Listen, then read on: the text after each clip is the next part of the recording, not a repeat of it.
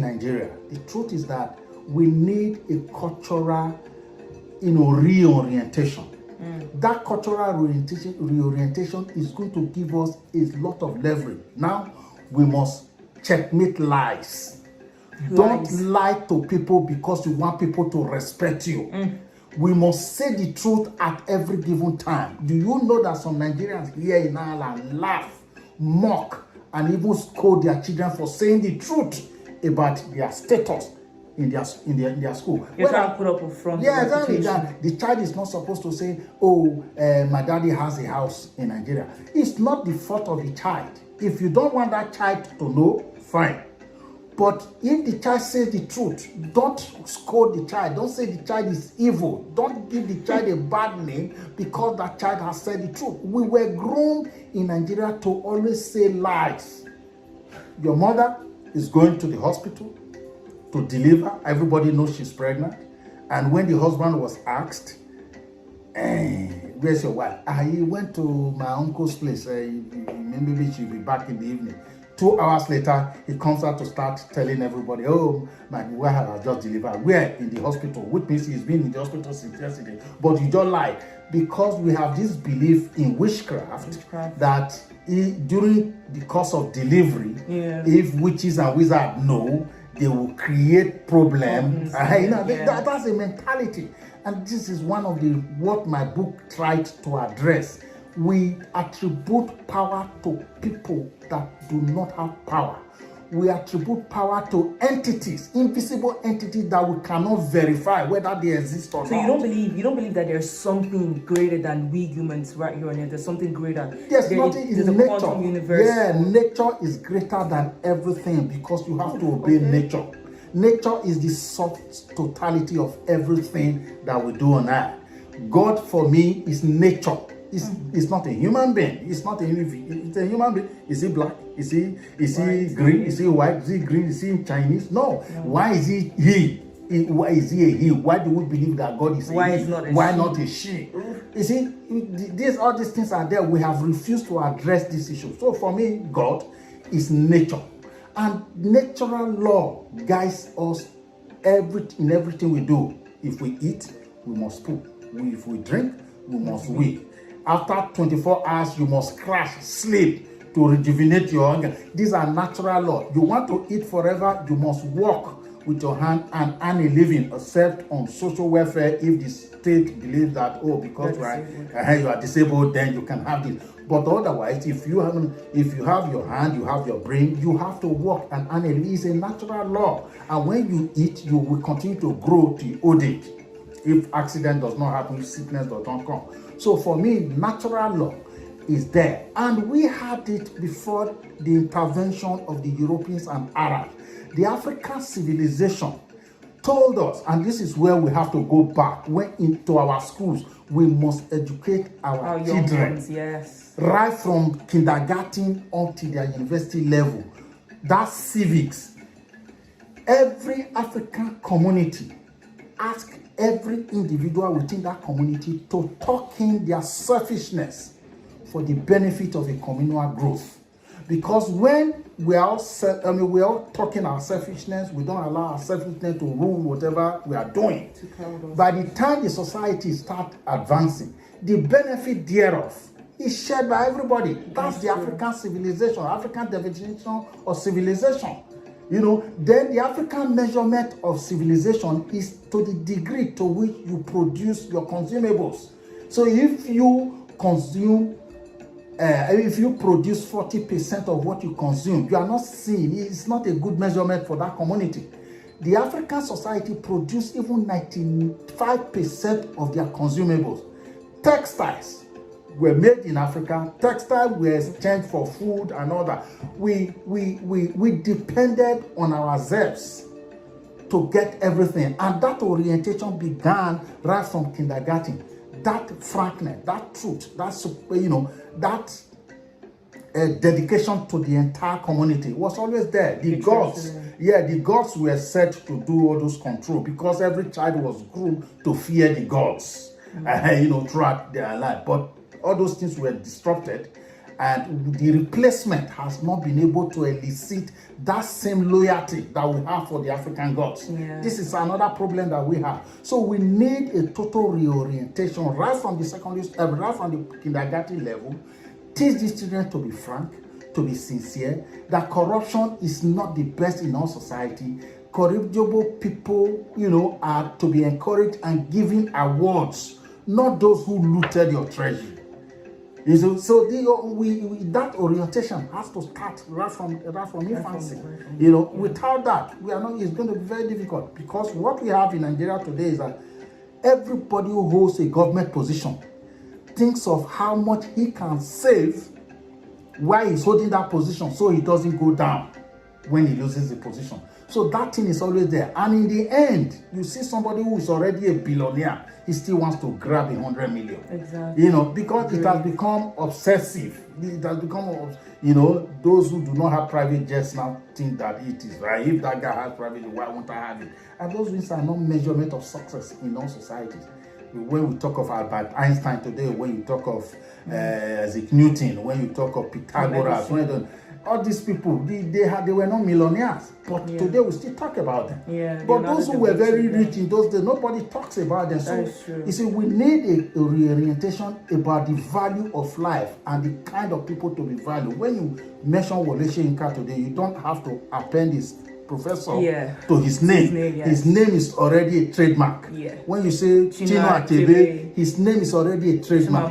Even Chimamanda Adichie, and even Aliko Dangote, he doesn't need Alhaji in his name. When you just say Aliko or $10, you see, these are successful people. Now, whether we like it or not, whatever the source of them, as far as I'm concerned, if we are celebrating Big Gate, we should be celebrating our own billionaires and all that.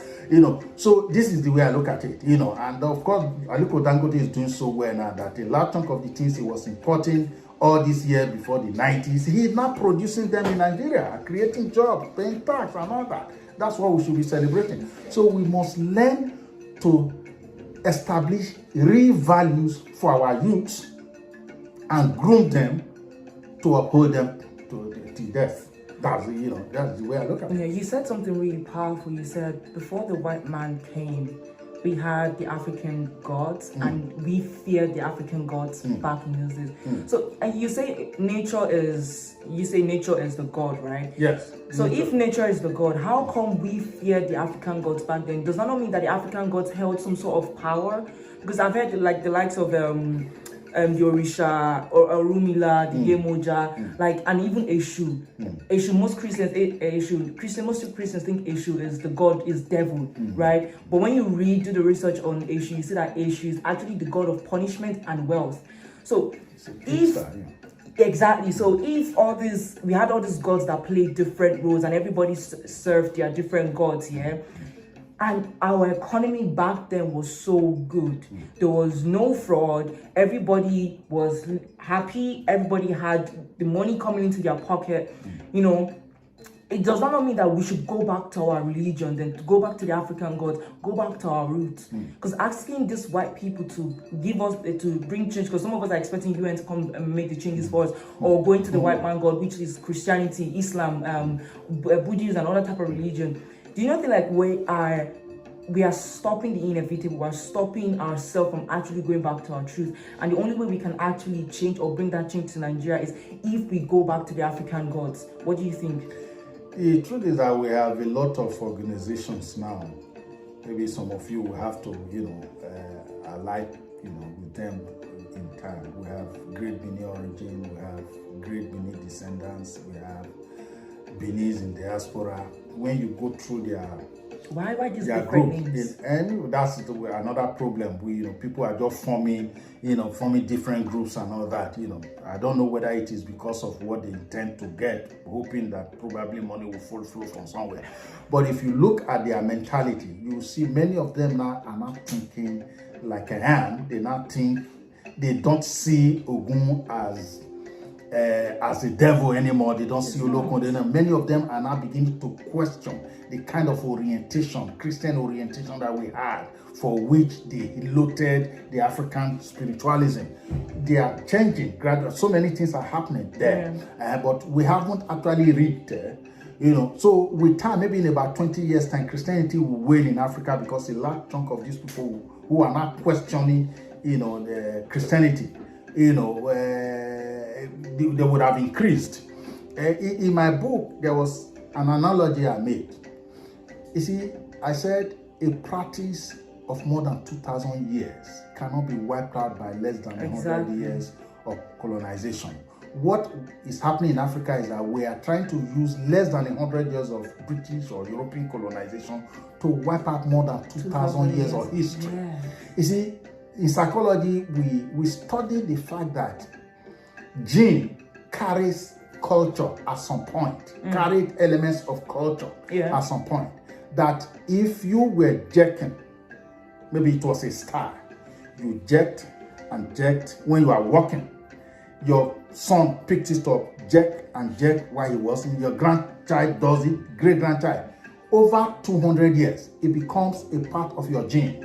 A child not born at that particular time and that environment could be seen jerking because the gene is already embedded. It's been created. Yeah, it's been created and messages are already recorded in the gene. That is the belief in psychology. It's still under study. So the Africans who have practiced traditional religion or spiritualism for 2,000 years, 3,000, who knows, maybe even 25,000 years. I believe it's been there for time. So it's very difficult, for them to just throw these things away. That thing is embedded in them. And I give you this typical example because I probably made an example of it. Ogoni 4. When they were going to be assassinated, when they were going to be murdered, there were 5 on the table. There was Kobani Junior, Kobani Senior among them. Then the Kobani Junior ran out of the house, out of the hall, straight into the bush. While the others were being attacked, a few came after him. The man ran straight into the bush, straight to the Ogunyasansa shrine. And when he got there, he broke into the shrine and just sought refuge. Yeah.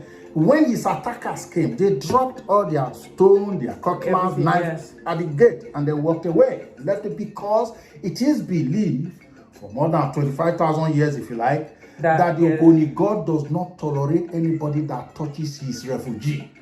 Even animals that hunters shot, that strayed into that premises, is left to rot away because you can't touch it. You see, funny enough, that same 94, there was Rwanda genocide.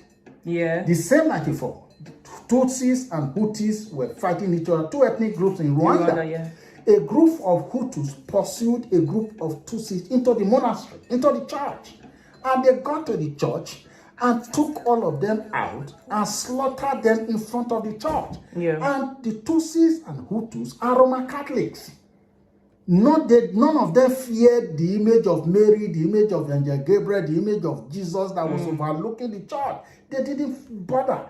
That is because the imbibing of Christianity in this people is less than 100 years compared to the other one of Ogoni that they had imbibed for more than 25,000 years. You see, this is where the problem is. Something that you have had there for ages. It's not going to be easy for you to just wipe it out. Yes. But the funniest thing, which is why I say the black man will never grow until we go back to who we were. That is so true.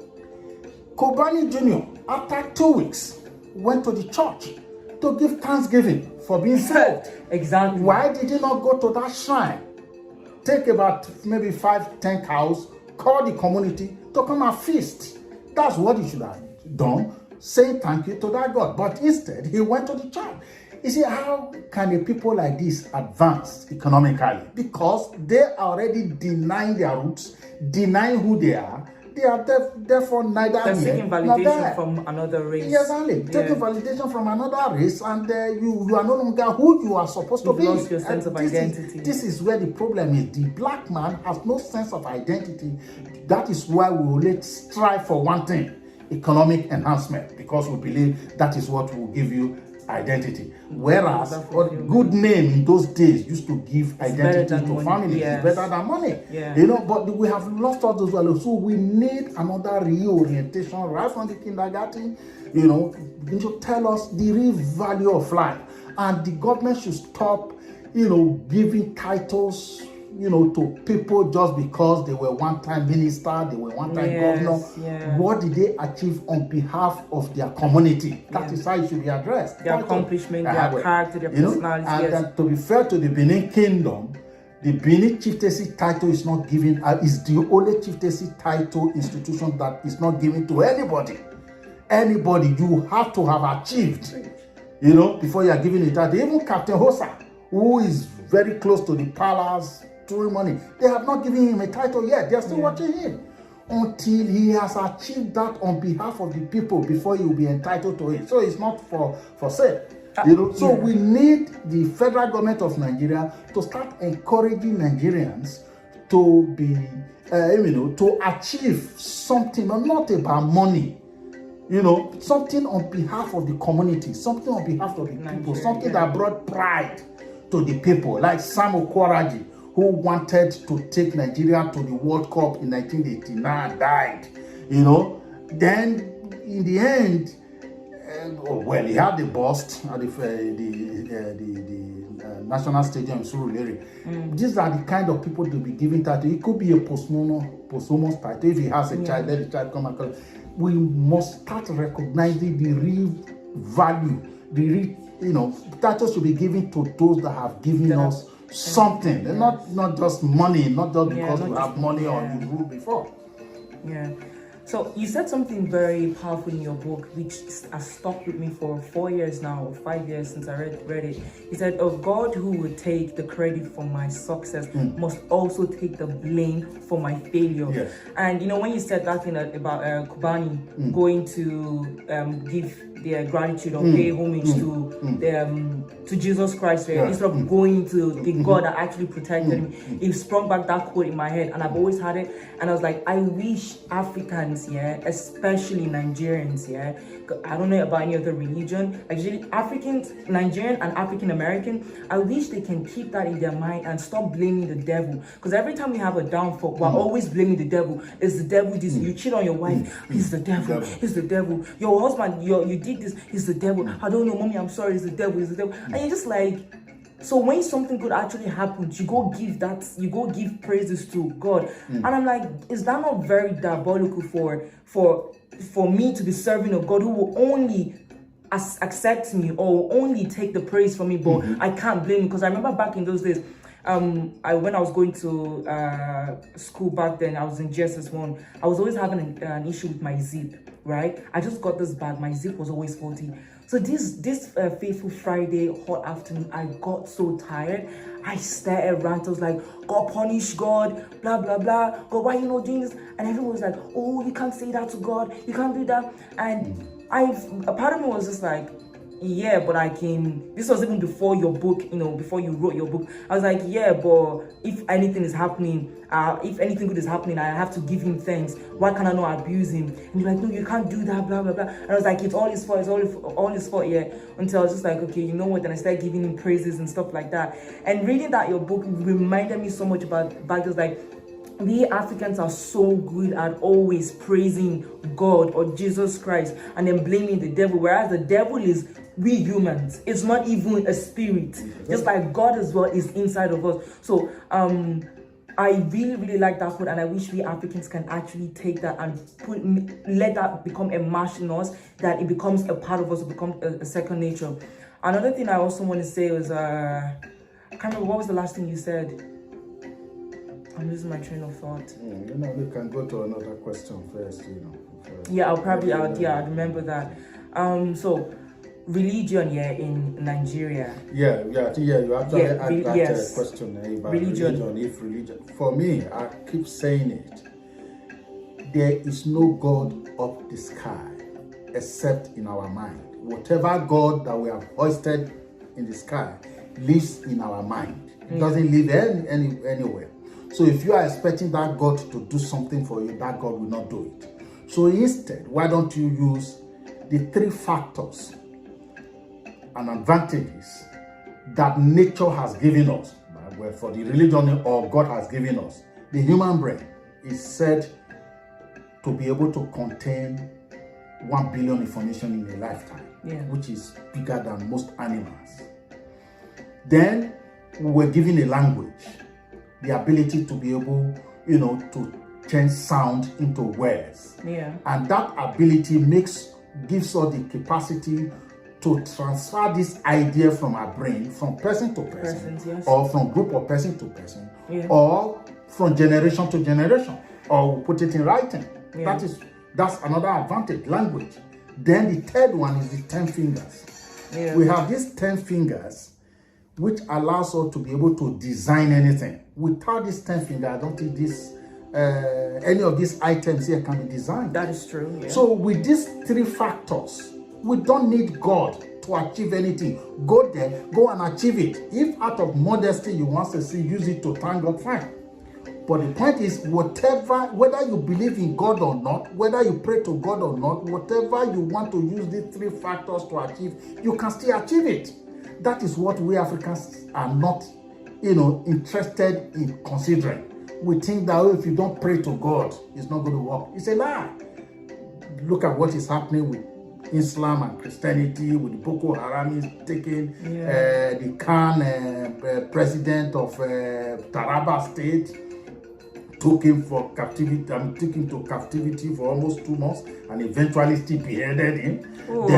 So where? Hear about that? I don't know, it was last year. So early last year. So where was the Christian God? Where was the Jesus whose blood covers his followers? You see, we should stop this thing. If we are not prepared to give ourselves protection by providing enough security, no God is going to do it for us. So we are relying too much on invisible entities that are not there. That is what so religion will not save us. Secularism will save us. Europe had to begin secularization because of the conflict of many denominations in Christianity. Yeah. It was not as if Europe just wanted to become secular. It started in America. When they were developing America in the 18th century, they found out that the Baptists wanted to dominate, the Catholic wanted to dominate, Anglican wanted. They were all juggling for positions. So they were not seeing conflict. So a group of people just came together and said, look, the best bet is let everybody practice his or her religion in their house. Don't bring it to the government. This government is for everybody. That was how secular government came up. As soon as it came up in America, it became very easy to transfer it to other European nations. Okay. Yeah, that is why all of them, because who made America? The same immigrants from Europe. Yeah. So they all came back. That is why you now see every one of them, is talking of secular state. How many? We'll be watching their parliament here. How many times do you see them pray? They don't pray in their parliament. Yeah, they don't even go to church.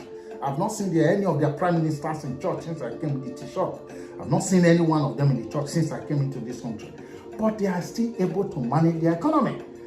Even during the economic meltdown in 2010, I remember in 2011, and Kenny came, the political party, and this was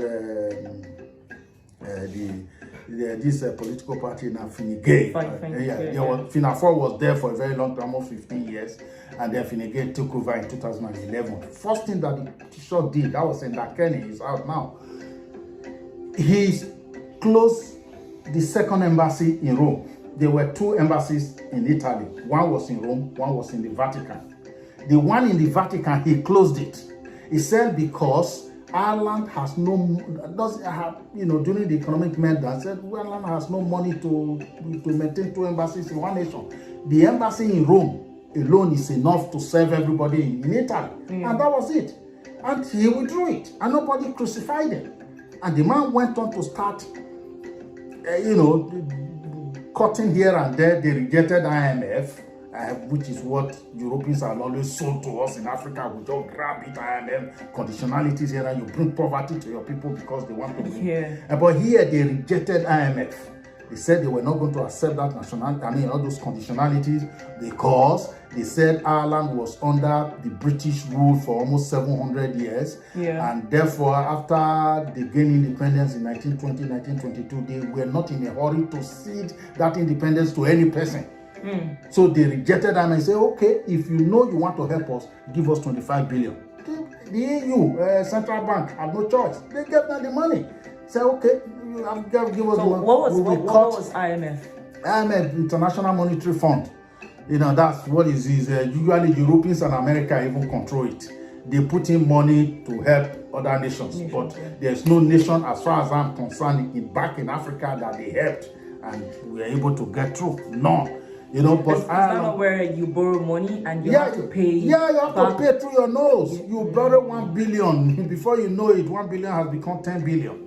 The interest will just continue to yield, So it was never good. And that was one of the things Gaddafi said, look, let us have an African monetary fund so that we don't go to these people to borrow money. One of the reasons for which they killed him. I still say that. So these people, the man refused, IMF conditionalities, but eventually cut social welfare here, cut increase tax here, Before you know it, within 5 or 6 years, the Irish economy had stabilized and they are not growing. But the man didn't go to church one day. So why would somebody not sell the church to me for economic development of a nation or for an individual? It doesn't make sense. You see, so these people don't go to church. Let us face it. You have these 5 factors. If you are selfless, you are not selfish, face this thing. Before you know it, you eventually arrive at you get a solution to your problems. I feel like now Christians are beginning to wake up. Not every Christian now goes to church. They stay at home. They read their Bible. Most of them, before they do anything, they still have to consult their God or they bring God into it. And I feel like that's the first step, and which I'm happy because before, I remember back in the day, if you don't go to church on Sunday, you're considered a sinner. But now people, I can stay at home and pray. I can stay at home and do other things. For me personally, I don't care whatever religion you want to practice. Practice your Christianity, your Islam. Don't just belittle or just don't belittle the African gods, because I'm stepping into that practice of African worshiping, African gods worshiping and spirituality. And when you read all these things about the African gods, there are so many beautiful things you hear about them, things they've done, like the god of war, the god of thunder, and all of these things. And you see that they had these different gods that played different roles. And then in Christianity and Islam, you have this one God that does everything. So I'm like, okay, here is the supernatural being, is the omniscience, the omega, and this and that. But is that not saying that he is a greedy God? He wants power to himself. So I'm like, why would I want to serve a God that can throw me that? I don't know. I think my wake up call was, I can't remember the question I asked, but like, why would I want to serve a God? Well, would I rather serve a God that I'm scared of? Because the devil, people are scared of the devil. The devil can just end you like this, right? The devil can make you do things. That's back in those when they portray the devil as this, supernatural demon or stuff like that. So I'm like, I'd rather serve the devil than serve God, serve that type of God, if you get what I mean. So yeah, I like the fact that we Africans now, we Nigerians, especially people of my generation, are beginning to wake up. Some of them are going back into their roots. They're trying to find themselves now, and some of them are beginning to ask the big questions: why, when, what, and how. And some of them are still stuck on the old. Yeah, but it's a step, towards. It's a step towards us actually having our liberation, which is going back to the African spirituality. Like, I don't think the African gods are demonic. I have not heard of a case where the African god, kills. Like, those ones who kill, I believe it's like they say, magic is neither good nor bad. It's how you use it.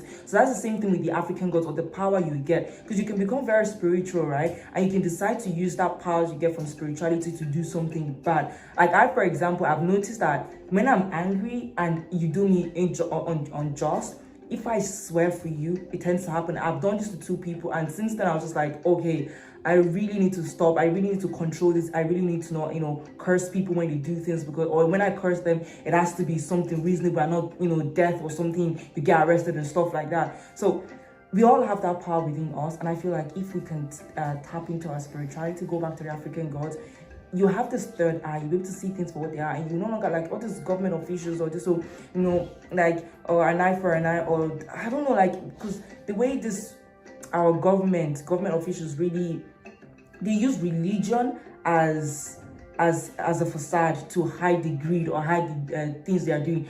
I personally believe if where every government official is sworn in by any African god, I think they would have. That thing has ended.